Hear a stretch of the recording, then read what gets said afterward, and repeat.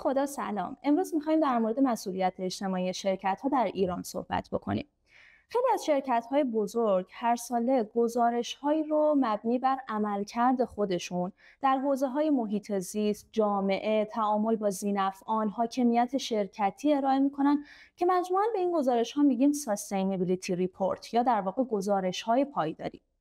ما توی ایران اگرچه گزارش‌های پایداری شرکت‌های بزرگ رو می‌بینیم، اما این هنوز تبدیل به یک رویه نشده و به صورت فراگیر اتفاق نیفتاده.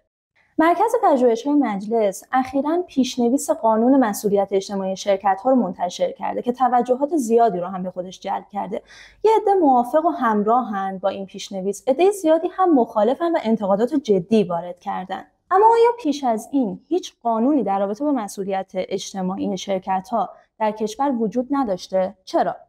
یک سری مواد قانونی مثلا در سند ملی کار شایسته یا قانون برنامه ششم توسعه یا قانون حمایت از حقوق مصرف کنندگان وجود داشته که به مبحث مسئولیت اجتماعی پرداخته، اما انتقاداتی هم به دنبال داشته که مرکز پژوهش‌ها رفته و حاضر شده که یک پیشنویس جدید بنویسه. به عنوان مثال، یکی از انتقاداتی که مطرح میشه از نظر صاحب نظران حقوقی این هست که قوانین پیشین ضمانت اجرایی قابل اتکایی ندارن.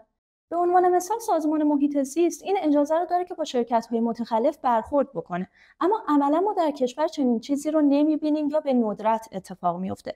یکی دیگه از ایراداتی که به مواد قانونی پیشین وارد میشه این هست که به حوزه‌های جدید و نوظهور مسئولیت اجتماعی توجهی نداره، از جمله شفافیت و حریم خصوصی مصرف کنندگان.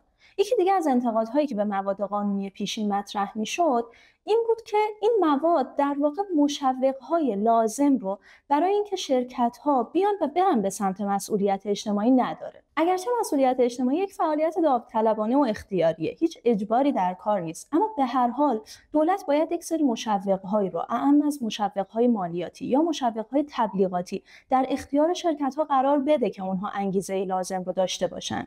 سند پیشنویس قانون مسئولیت اجتماعی شرکت‌ها رو موظف کرده که سالیانه گزارش‌های مسئولیت‌های اجتماعی خودشون رو منتشر کنن، اما این در مورد همه شرکت‌ها صدق نمی‌کنه.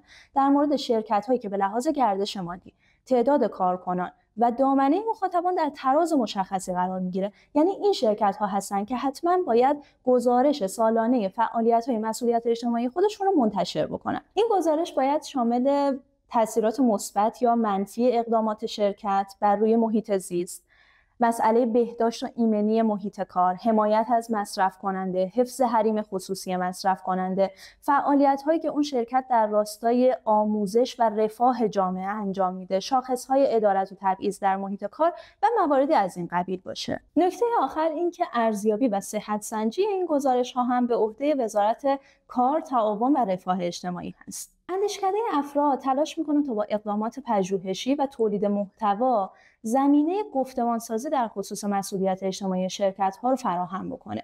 دپارتمان مسئولیت اجتماعی اندیشکده افراد در حوزه سندنویسی، طراحی پروژه‌های خلاقانه، اجرا و طراحی گزارش‌ها خدمات متنوعی رو به شرکت‌ها ارائه میده.